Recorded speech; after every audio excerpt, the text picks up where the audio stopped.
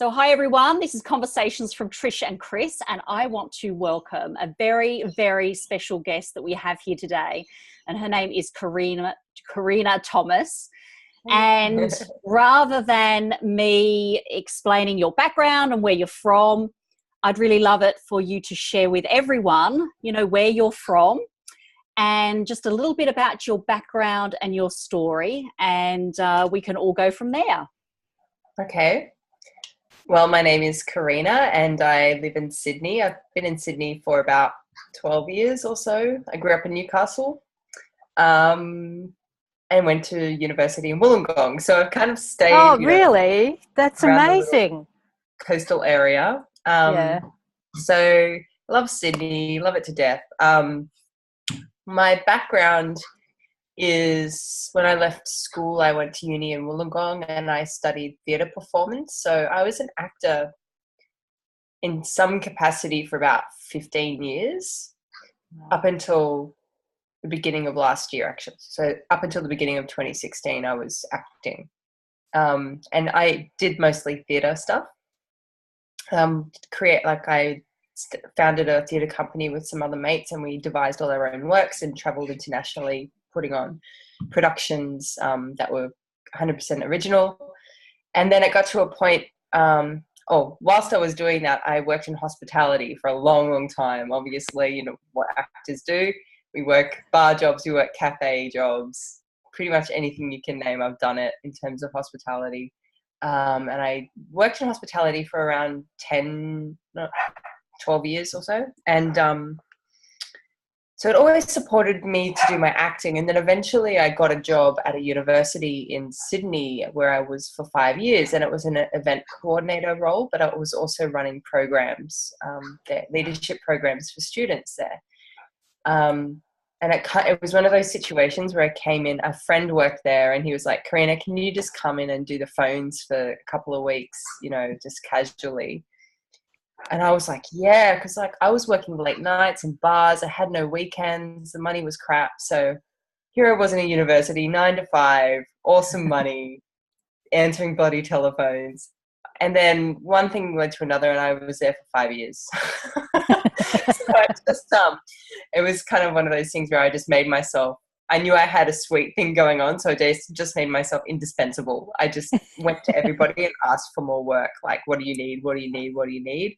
And then I ended up running the orientation program at UNSW, which is a massive university. So by the end of that, I was really actually quite burnt out, simply because the nature of universities or government as well is it's quite political, and I'm someone who likes to work really quickly, and creativity, to be honest, is seen as a bit of a threat in institutions like that where people like it how it is, they don't like change. And after 5 years of that, it's really where it just really wore me down. So I wasn't growing anymore, so I quit because I had a panic attack at work one day in my cubicle. I just couldn't breathe.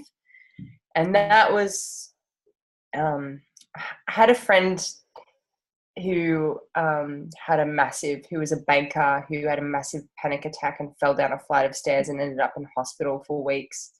And he's like, life gives you a feather as a warning, like it'll tickle you like a warning, and then it will throw a rock at you and it'll hit you as a warning, and then the next one will be a semi-trailer will bash into you.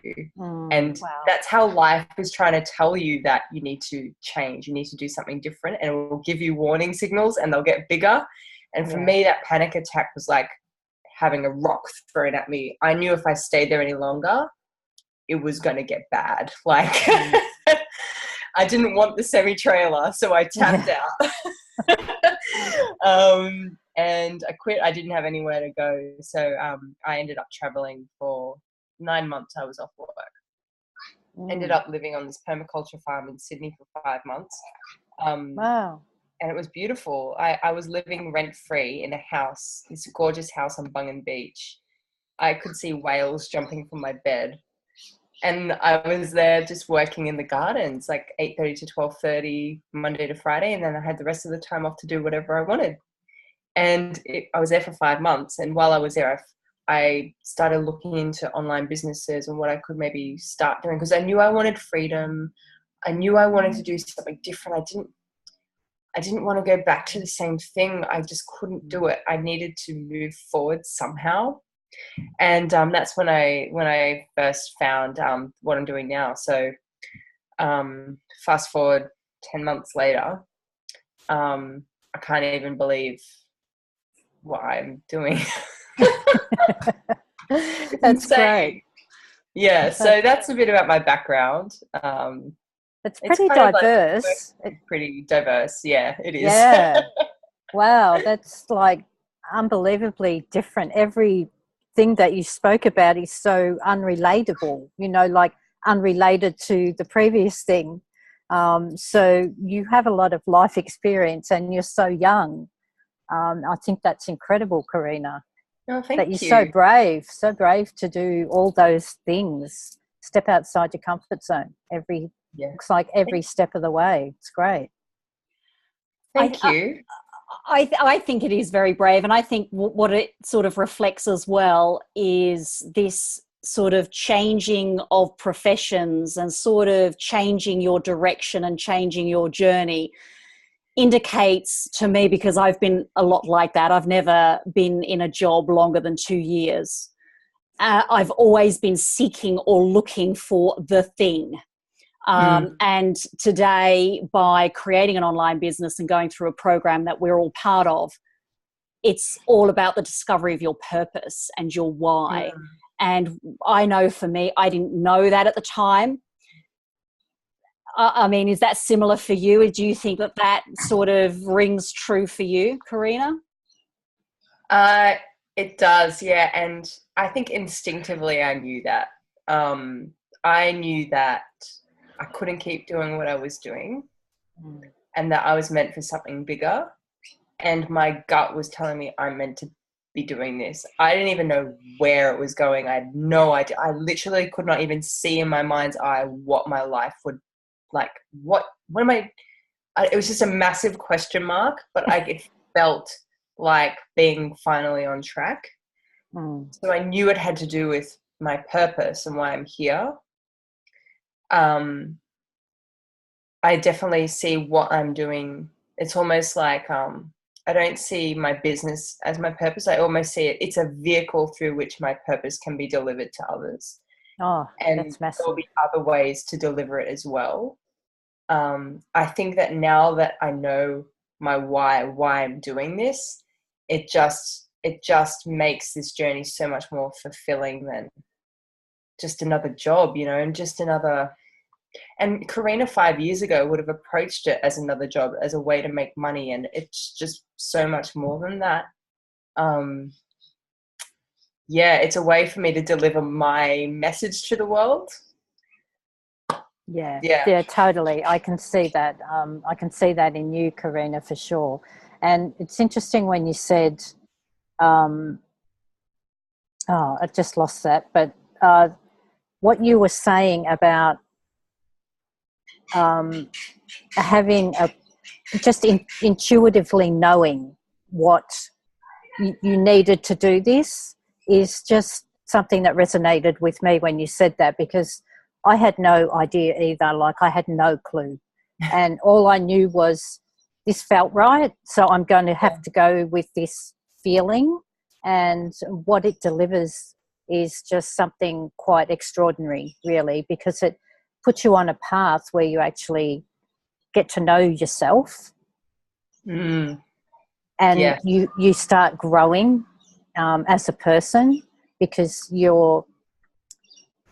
it's a whole self-discovery, as well as learning new skills, obviously, like a lot of new skills, and stepping outside your comfort zone more often every day than you would normally do in a job. But I just think that was massive what you shared just then. Thank you. Do you think I'm dying to get to this question, because because I know that this is very close to me as well, because my daughter through high school always wanted to be an actor. and she attended classes at NIDA for quite some time. And so do you think, so there's a few sort of questions wrapped up in this. Your acting, did you feel that that was your passion and your purpose? I'll ask that question first, actually, because you did that for a long time, right? Correct? I did. And you hung your hat on that. You said, this is my future. This is where I want to be forever, I would imagine. Because it's rather a unique profession, unique career. It's something very special. So I'll let you... I'll just talk about it. Yes. So I ended up doing theatre because it was what I was good at school. And it came quite naturally to me, and I enjoyed it, and I did well at it. So I didn't know what else to do. So I went and did that. And it's really funny. I never resonated with the industry. I never resonated with the entertainment industry. In fact, I never saw myself in it or belonging there. I could never picture myself in that industry. What I loved about what I was doing was the collaboration, the creativity, the relationships, and the freedom to express.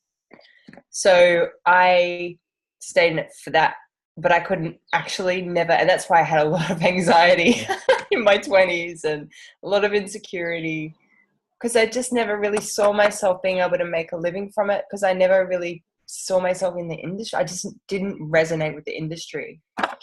And I got to a point where I had to stop lying to myself, and that, like, I'd been kind of I'd gone along for a long time trying not to look at that. And then I got to a stage where even the work wasn't fulfilling anymore. The work, the things that I were doing, the jobs, the projects I were working on, I loved doing them, but there was a level of depth and fulfillment that was not there, and I felt terrible. I built my entire identity around this thing. My friendships, my life, everything was centered around this thing, and I just had to be real. I didn't want to do it as a career. That was really hard to admit and really scary. And also I had to be real that I no longer found it fulfilling, and I hadn't for many years. I found it fun, but going to the pub with your friends and having a few drinks is fun. Yeah. I wanted that next level of depth. I couldn't, and I didn't know where to find that. So that's why I gave up, because I need to create space for whatever new needs to come in now. Yeah. I can't keep pretending that this is going to be my career, because it's just not, and I have no interest in making it my career. It was that connection with people, creativity, collaboration, freedom of expression, all of that stuff that fed me for so long.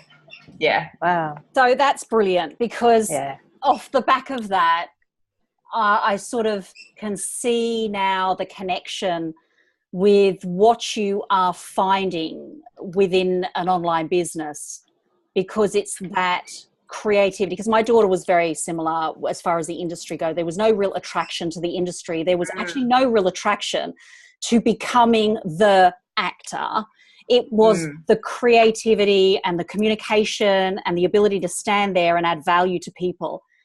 And do you see that that segment of your journey is actually helping or even funneling into what you're doing now? Yeah, it's so a part of me. Like, I don't know if I've always been this way, and it wouldn't have mattered if I did acting or not. Would I still be this? I don't know. With this creativity, would everything still be here?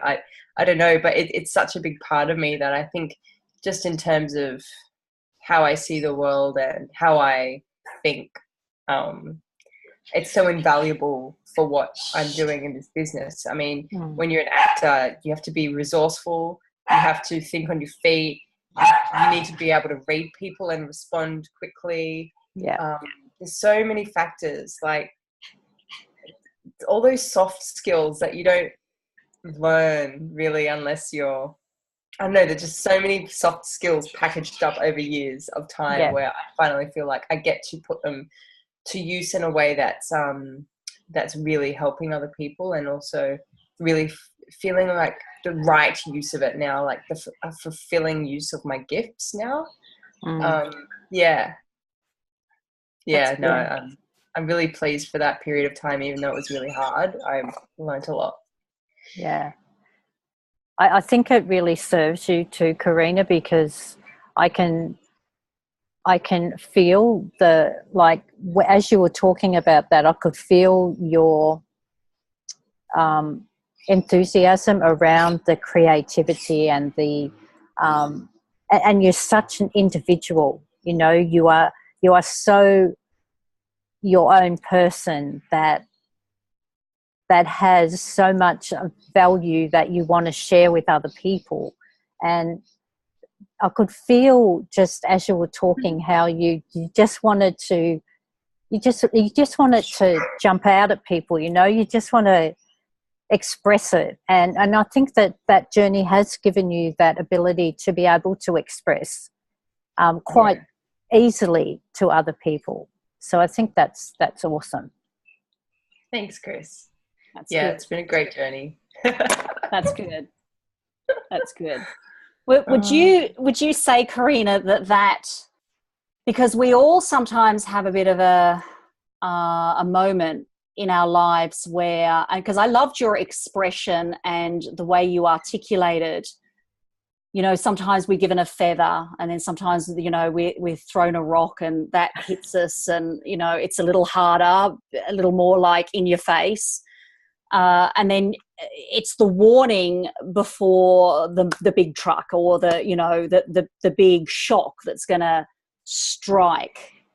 Brilliant analogy. That's why it's the first time I've heard that, in all honesty. And I just thought it was brilliant because as you were sharing that, I was myself thinking about that, really digging a bit deep, actually, as you were sharing that, thinking, wow, that is incredibly true, because we are given little signals during our journey. And sometimes we have these massive moments that are huge turning points. And it really does sound like you have had one. And in all honesty, there are more and more and more people that are being hit by a rock.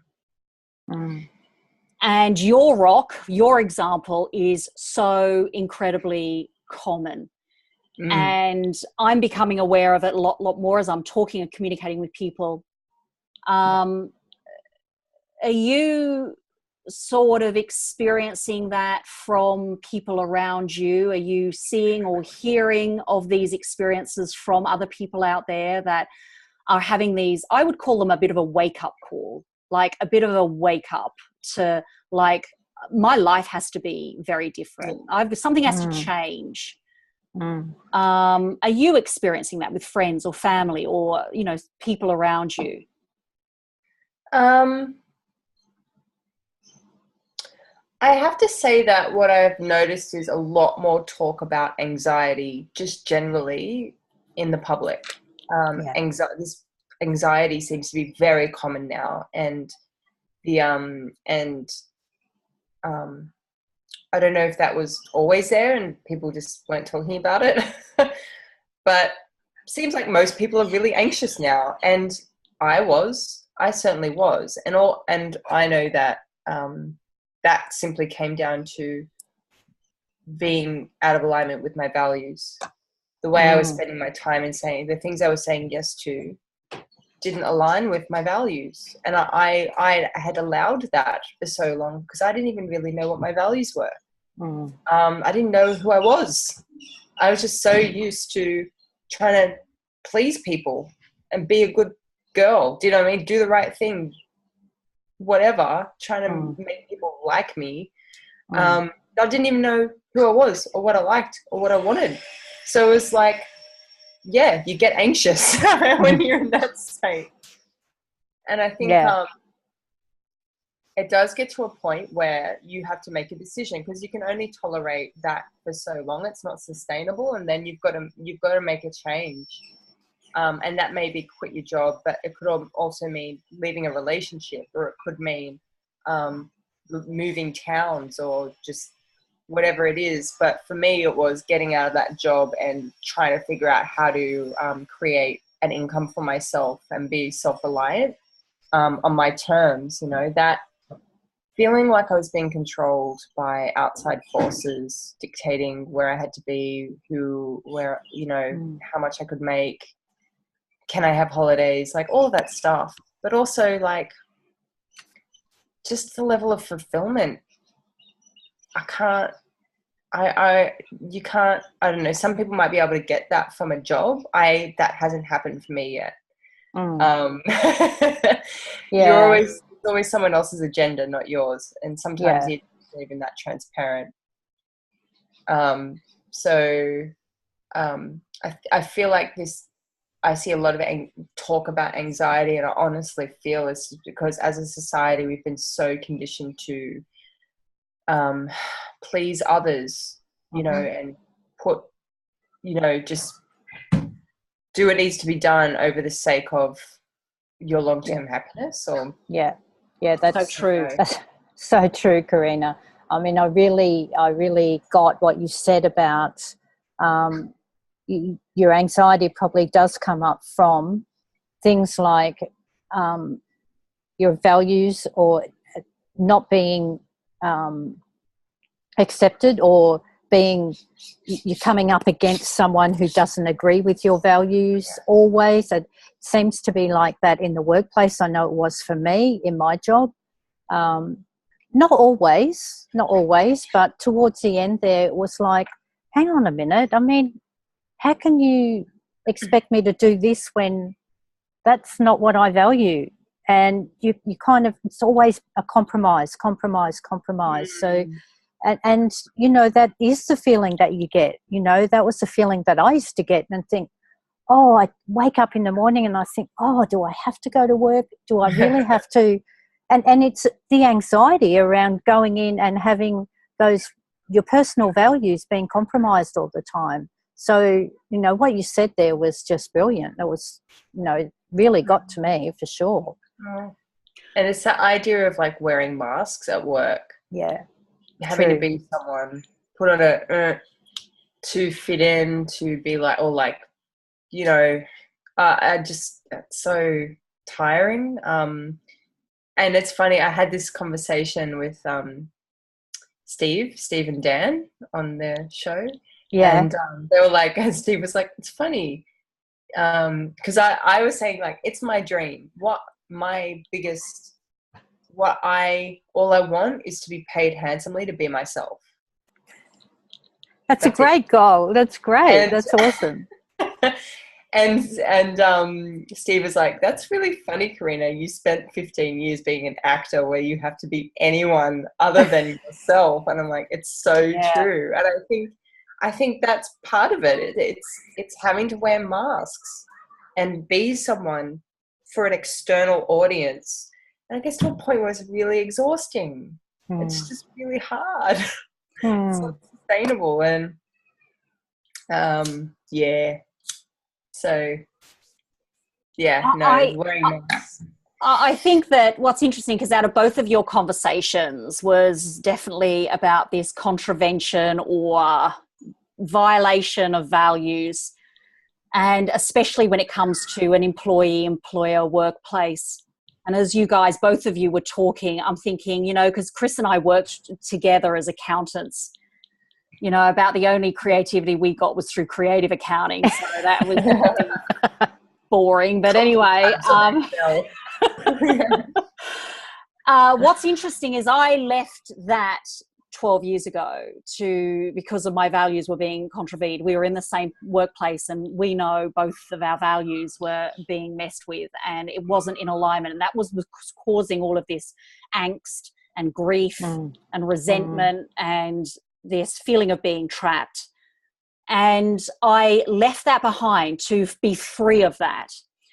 Yeah. And start my own business. But what's interesting about that is that can create also a violation of values, because sometimes you don't learn.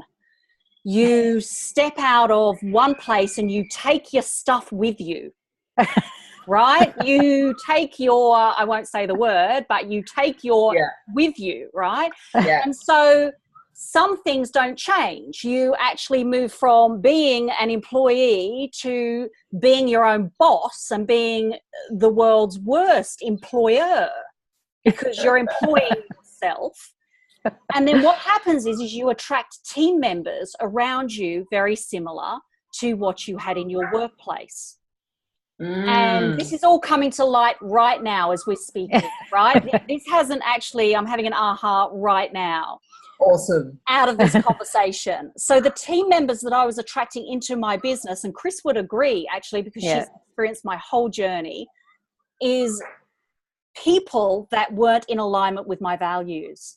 And I had a particular team member that was all very money driven, profit driven, fast, quick profits was their value, high value. And me about the people and nurturing and making sure they're supported and making sure that this isn't a quick journey, making sure that it's done properly.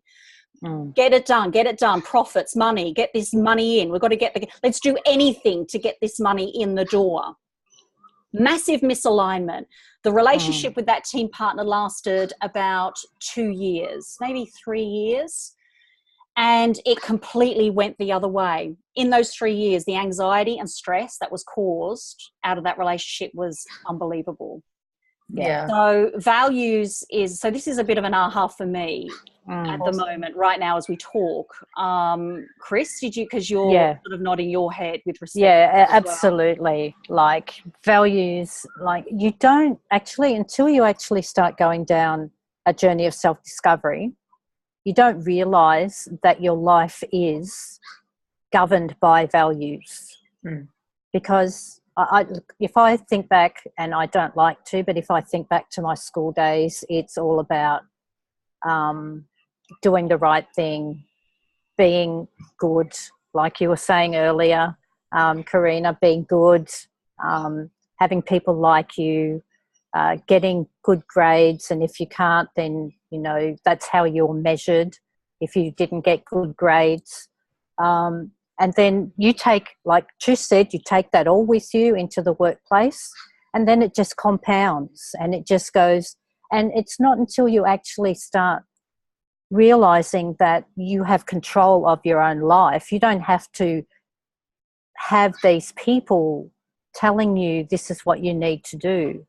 And that's when you start realizing what your values are. And, it was like Trish and I knew when we started working together that we kind of had to have shared the same values, but we never really spoke about it, right? Yeah. And it was when we went through the process of finding out what our purpose was that we realized we have almost the same values. And it's like this whole self-discovery thing, and I think that's where some people kind of don't understand yet, and that's fine because everyone's at a different stage in their journey. And for me it was later in my life when I realized that I need to understand what my values are, because that's why I feel so bad. And the anxiety and even the depression sometimes, you can just get so down that you don't know how to deal with situations that come up. And if people could really take away from maybe this conversation, that if they just sat down and worked out what's important to them and see if they can line themselves up with their values, I think that would be something that would really help, because I know that it helped me. Definitely. And I guess it's been clear too, like on what values actually are. So I suppose it's qualities that when you have them in a relationship or in a friendship that you really value. So, things like integrity, trust, collaboration, communication, all of those things are different for everyone, but it's really important to sit down and go, what is it when I feel happiest at work, or when I feel happiest with my friends, or what is actually being met, what values are being met there. Yeah. Getting clear about those maybe 3 or 4, and then having that help you make decisions about what you say yes to. It needs to be able to tick those boxes, does it meet those values? And if it doesn't, it's not worth it. And I think you get to a stage in life, don't you, where you've just had enough pain. And a lot of that pain's just come from saying yes to the things that you didn't know any better, that you should have said no to. Like, I think once you understand what's important to you, you can be more selective and start to set boundaries about what you say yes to. That's a really good thing that you just mentioned there about ticking that box, knowing what's important to you, and then making decisions around that by ticking the box. Is this right for me? Tick, tick, tick, tick, and then you can make a decision. If it's not, I think that's something that I think people can really can master for themselves. I think that's a really good analogy. Really good. I think it's a great gauge. I think it's a great gauge for you to say, well, look at what makes you happy. Look at those things that make you that feel fulfilled, whether it's around your family or your friends, and look for things that reflect that. I think it's that's just an awesome gauge. My question to you, Karena, is that you have now created successfully an online business, and because I think we've talked about this, and even we were on a webinar today and we talked about this juggle between capturing the technical expertise and getting that, making sure that you focus on that, because you want to get all of the technical pieces in place when it comes to an online business. We also talked about the mindset, didn't we? And, the necessity to get that mindset right. And in a way, what we were sort of saying is it tends to trump all other parts of that business. Would you say that that's the process that you've gone through in the last year? Yeah, definitely. For me, it's that transition from employee mindset to entrepreneurial mindset. And the only way, because as you know, like, you can learn anything. You can just go on YouTube and learn something and then do it a couple of times and you've got it. So there are many things to learn in terms of starting an online business that you can learn. I mean, it takes time. You won't learn it all overnight, but do a bit every day. You learn how to do it. Pretty soon you have a business. But the thing that you can't really force or rush is this journey from employee to entrepreneur mindset. And I think the best way to fast track it, so to speak, or to have the most control over your progress, I think, is to just be around people who are already doing it. I think that's the fastest way, because you can read, you can watch videos about it, but unless you're sitting face to face with someone, having a conversation with them, it's very different. I think it's a very different experience, and that's why masterminding is so powerful. Being in the presence of someone who is doing it. I remember when I went to Phoenix for an event there, and I had lunch I was sitting next to one of the guys, and he's making $60K a month. And he was just talking to me about Facebook. And I had this moment where I actually felt myself get, and this will sound weird, I felt myself get bigger. I just felt like from that conversation, I became someone who sat with people like that, talking about business. And something in me just expanded. All of a sudden I am someone who sits with people like that. Do you know what I mean?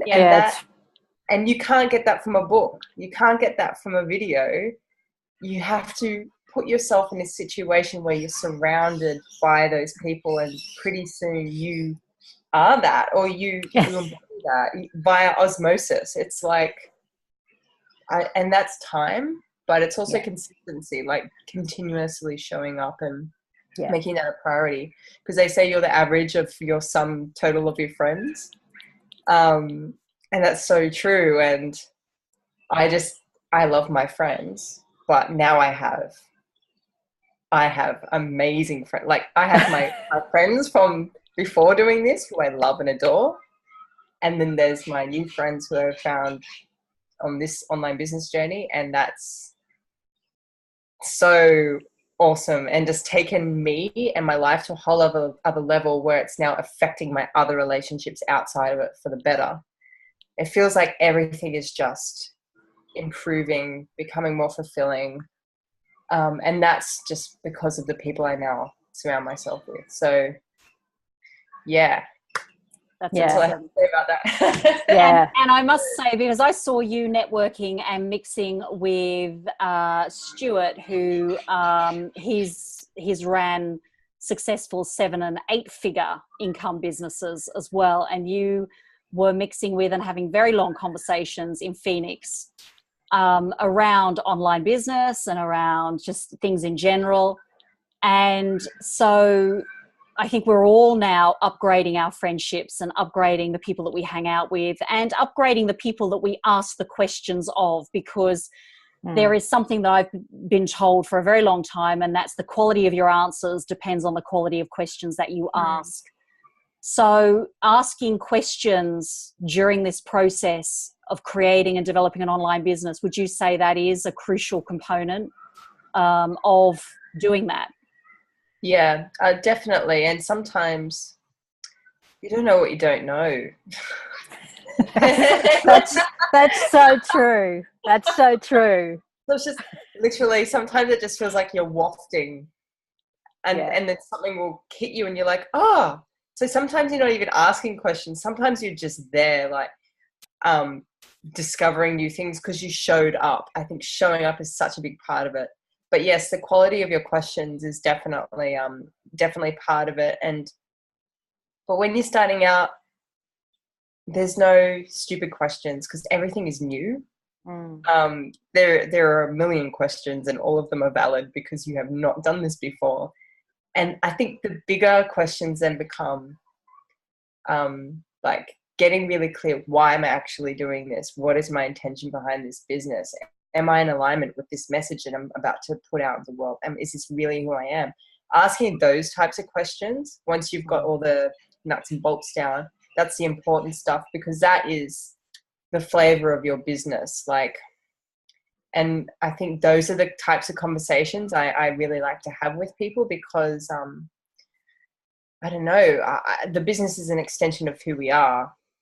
So we want to be asking ourselves like, what is this portraying to the world? Is this true for me? This is who I am. Because it's not about making money. It's literally, that's part of it for sure. That's a byproduct, but it's literally like, this is an extension of who I am. Am I satisfied with this message I'm putting out in the world? Is this asking those types of questions? And I never used to do that. I would have just done whatever I thought would make people like me or get me money quickly. So yeah. So that sort of comes back to what you were saying before about mindset as well. You know, like it's a shift in your mindset, because you are changing and evolving, and your message is something that you really feel passionate about. So for that to change, I mean, for that to change from, say, what you were saying, employee to entrepreneur, you know, it is a shift in your mindset, and it's all about your self-discovery in the process as well, and knowing how you want to be, how the people that you want to attract want to be attracted to who you are. So it's you know, it's sort of the same theme is what you're saying here, just in different ways. So it's really cool. Oh, thanks, Chris. Yeah, that's the beautiful thing about having an online business, I think, is that you do you, and you will attract the people who resonate with you. Yeah. That's a massive thing to learn. And I think one of the hardest parts to really trust about this business, because when you've spent your entire life trying to people please and like be everything to everyone, it's very difficult. Like, it's not an easy transition to just go, this is me, and it's enough. Like, and I trust that the right people will come to me. And I have to say that's happening in my life. The types of members I'm getting now blow my mind. And like, because they just get me and I get them. And because I put myself next to a Lamborghini out in the world, because that's not me, you know? Like, I'm just, and that's what I love about this business is that you do you just do you. And the more you try to be something you're not in your advertising, or the more you try to be something for everyone, the harder you're making it for yourself. But it's not easy to let that go, that conditioning go, you know? So it's a journey. I would not change it for the world. It's a beautiful one. Yeah. That's great. And I think that sort of leads us into the type for people that are listening to this interview that think, oh, okay, an online business, what does that exactly mean? There, you know, but you should be sort of selling something, and there should be some product behind that, or because that's traditionally how I saw an online business. That was to find a product, source a product, and to be able to source a product to someone, find a client that would buy it. However, the online business world is so much more deeper and vaster than that. Like there are so many different ways to be able to serve and provide value and to generate revenue, right? You're going to have so many different business models that is going to enable the generation of revenue from all around the world. And it's just finding, and this is sort of like collectively talking about our values and what we represent and who we are and what we're comfortable with and what's our, you know, what are we creative at? A combination of all those things, along with people's experiences, intellectual property, knowledge, everything can be bundled up and delivered somehow, some way. There are so many different business models that people can really get their hands into, and as long as they can provide value out there, they're going to be providing service, and the money will be a byproduct of that. Definitely. So I think that's brilliant, the way that you talked about that, and I think that people do need to understand more and more what is an online business and how do people create something like that. Like, you don't necessarily just have to have a physical product. Would you agree with that? Yeah, totally. And I think one thing to look for, and I didn't know this, one thing to look for when you're looking at starting an online business is look at the support that is provided and the community that you can tap into. Because if you've not owned businesses before, or perhaps you've owned businesses but you've not worked online before, it's a massive learning curve.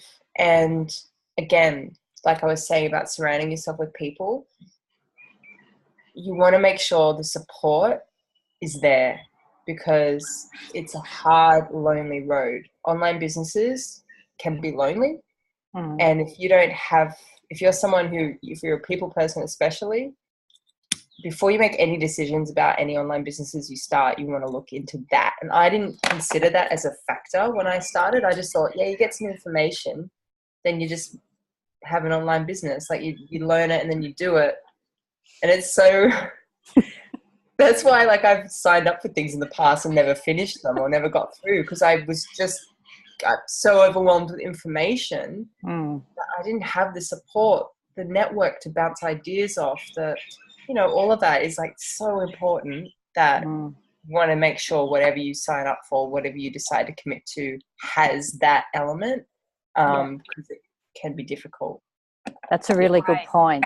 That's a really good point. And, the thing that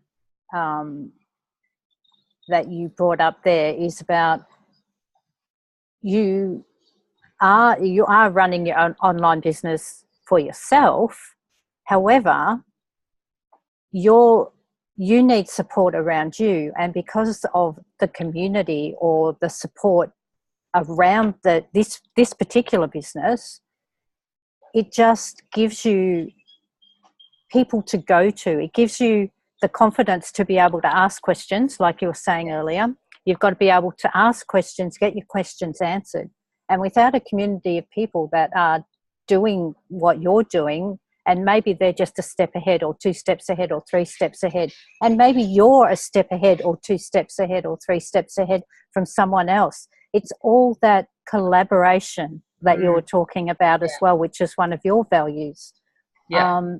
It is, and that comes back down to masterminding again. So for us, I think we're very, very fortunate that we have this community and the support in amongst the people in this community, because without that, we would feel isolated, I think. Definitely. I don't know how I would have learnt half the things I learnt. So much of it is through conversations a lot of the time. It's just, I would never change. I think it's such an important part for me. Yeah. Karena, can I ask you again, because for the people out there that are listening to this, I want to sort of ask you, for those people that do feel that they're in a position now of feeling anxious or feeling like they've had a bit of a warning signal, that feel like Chris and I did all those years ago, feeling very trapped, wanting to look for more, wanting to find more, what would be your advice to them?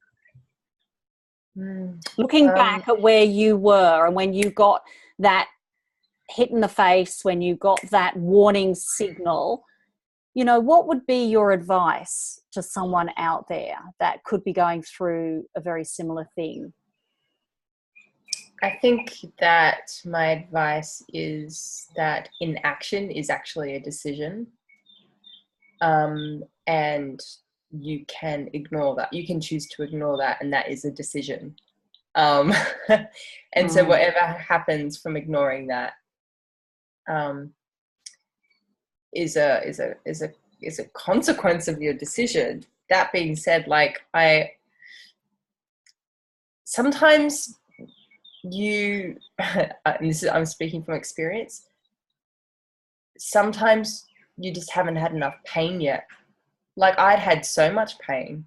I should have gotten out of there so much sooner, but I just hadn't apparently had enough pain. It gets to a point, and there's a point in time where a switch flips and you realize you can't keep doing what you're doing. You finally admit that to yourself, and then you can make a decision. And so if that switch has flipped for you, then my advice is, I can't just tell people to leave their jobs. Get out! Run! Look, sometimes, but you know what? Sometimes we go, I couldn't do that, but you haven't actually sat down and weighed up all your options. Yeah. Sit down. If this switch has gone off and you're like, I can't do this anymore, you need to sit down and weigh up all your options and really start to think about, okay, what can I do? Do I go casual? Do I find something casually? Do I start an online business and in the meantime go back to working nights? Whatever it is, make sure that it feels like it's giving you a sense of progression. Great advice. Yeah. That's awesome advice. Great advice. Because me, I quit my job, but I was renting. I don't have kids. I don't have a mortgage. I had savings, so I could do that. Not everyone is in a position to do that, but you can make a strategy. You can make a plan. You don't have to be a victim to your circumstance any longer. Yeah. And sometimes it takes a lot of pain to then finally wake up out of that. Yeah. If that makes sense. That's brilliant. I think that attack did that for me. Yeah, that's brilliant. That's brilliant. It's sometimes when you're in that and you're doing that, you don't know what the alternatives are. You can't see. You can't see. Yeah. And sometimes it just gets to a point where you have a panic attack or you get made redundant or whatever. And then you go, oh, okay, now I need to do something different. And that's okay. Sometimes we need those dramatic circumstances in life to shake things up. You don't have to wait to that moment, but for whatever reason we like to wait for it to be painful before we do. Takes the decision away from you, right? So the circumstances make the decision for you without your any input. That's it. So That's it. yeah. But yeah, no, life is weird. Life is funny. Why do we do what we do? I don't know. So yeah. my last question to you, Karena, would be that now you're in your business. Where do you see yourself and your business in 5 years' time? Oh my God, are you serious? I'm Yes. questions. I'm so bad at these. I love this because I love your reaction to this. Well, can you tell? I have no idea. Like, I don't look. I know that I can tell you some vague things. I know that I won't just be doing what I'm doing now. I'll be having at least one other business, and I will be working with fantastic people, and I dare say I'll be doing a considerable amount of charity work or some type of not-for-profit stuff on the side. And I just want to be married in a beautiful house. Like, that's what I want. Like, I don't really care about world domination. I just really want to, I just want to like have my fulfilling businesses, have like a couple of hundred members like that I love, that I have drinks with, have a gorgeous husband in a house with trees, and be able to do charity work that is fulfilling to me. And so wow, I don't have all the details, but I know that's beautiful. That's a lot awesome. Yeah. That's great. Love it. And I'd like to do speaking as well, more speaking. Yes. And travel. So, you know, it's quite vague, but I'm okay with that. I can feel what that would feel like, so that's fine by me. Yeah. I don't really. I'm happy for life to take care of the details, because I'm lazy, and usually whatever I come up with is lame compared to what life can come up with. That's awesome. Usually quite surprising. Well, as long as you've got the feeling of what it feels like, yeah, the universe will sort it out for you. You've just got to have the feeling. Yeah, definitely. So, that's there. So. That's awesome. Yeah, so that's vaguely where I'll be, somewhere better than where I was last year. Love that. Yeah, love it. It's been an awesome journey. I just want to say it's been amazing. This conversation has been awesome. And I just, on behalf of Chris and I just want to say thank you so much. We met you just this year. And like 3 months ago. It's that's right, journey, and we feel like we've known each other forever. I know. Yeah. And that's the way it works, right? Yes. And so we've learnt to understand and to know that, and because we are now mixing with very much like-minded individuals, like-minded people, and so you've just been such a pleasure to enter our lives and just be a part of that, and be a part of this project too. It's just amazing. We know that you're running a successful business, and it's just going to gather more and more success in all different areas as well, because like success and fulfillment means many, many different things to many, many different people. And we're seeing the rewards of that, especially through you already. So I just want to say thank you from the bottom of our hearts, my heart, that you have joined us on this journey and you are part of our lives. And Chris, would you like to share? Yeah, thank you, Karena. It's really a blessing to know that you're so close to us, but you're still not, you know, like you're not really there within arm's distance, but you're so close to us. Like, you grew up in Newcastle, and you know that's not far from me, and it's not far from Trish, and you live in Sydney, so it's just incredible that we met when we were actually overseas at the same event. You know, how bizarre is that? But so thank you, and it's been such a pleasure to spend this time with you and to learn a little bit more about you. So it's been beautiful. Thank you. Thank you for the opportunity and for inviting me. It's been really fun, and yeah, I'm so privileged to have you both in my life too. Been a massive influence in my journey and massive support. So always be grateful for that. So That's thank wonderful. you. Thank you so much. Thank you. Thank you. Yay!